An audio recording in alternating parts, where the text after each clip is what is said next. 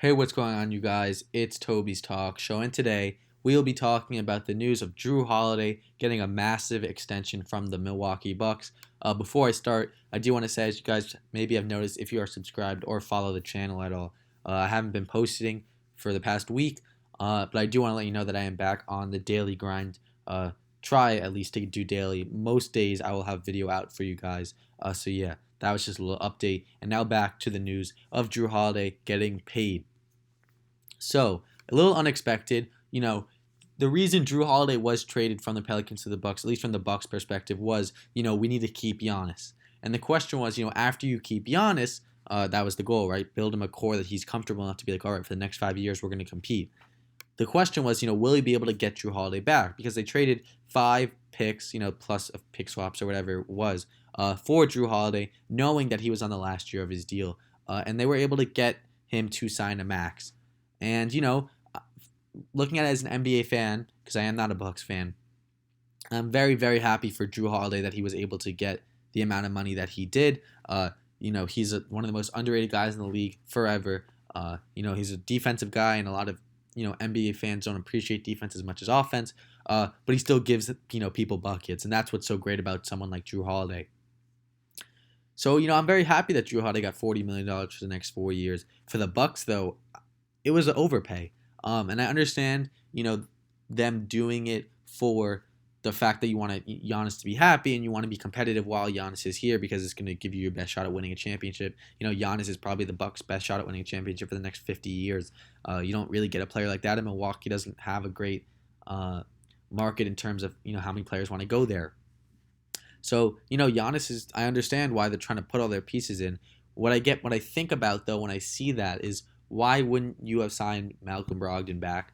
It doesn't matter anymore. You have a Jrue Holiday there, you have Chris Middleton, you have Giannis, so you don't really need a Malcolm Brogdon, even though he would have been very, very helpful. It concerns me. Not concerns me. Sorry, it confuses me because back then when Brogdon signed with the Pacers, the question was the salary tax, or there's a line that you can't cross with your salary, else you're gonna have to pay as a franchise even more money, and I think it costs a lot more. I believe it's called the salary tax. I may be wrong, or salary cap. No, the salary cap is the whole thing. I don't really know what I'm talking about, but there's a line. You have a certain amount of space, and you can go over it like the Warriors did when they signed Durant.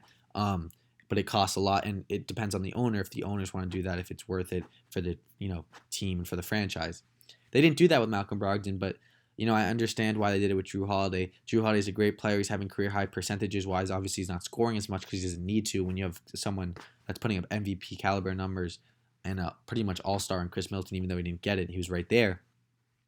Yeah, I understand it. I really just wanted to get my thoughts on it. And, I think about the Malcolm Brogdon thing, but I also realize, it's the best.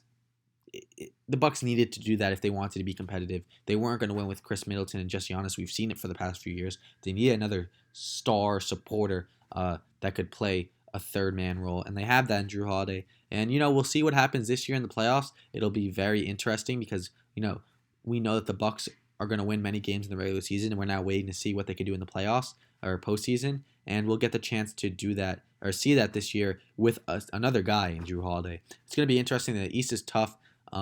It's really a top three. It's a 3-team race: Sixers, Bucks, Nets. The Sixers and Bucks will most likely have to play in the second round before playing the Nets, if the Nets make these conference finals, which they most likely will. So it's going to be interesting if the Bucks can beat the Sixers, if that is what the playoff seeding will look like. So yeah, guys, that's really it. Just wanted to get my thoughts out on the situation. Hope you guys enjoyed. For Jrue Holiday, amazing. For the Bucks, a little bit of overpay, but you understand why they do it. But just, it brings me back to the Malcolm Brogdon thing. Why wouldn't you re-sign him? All right, guys, that's really it. Hope you guys enjoyed. See you in the next one. I am back for real. Have a good day, guys. Bye.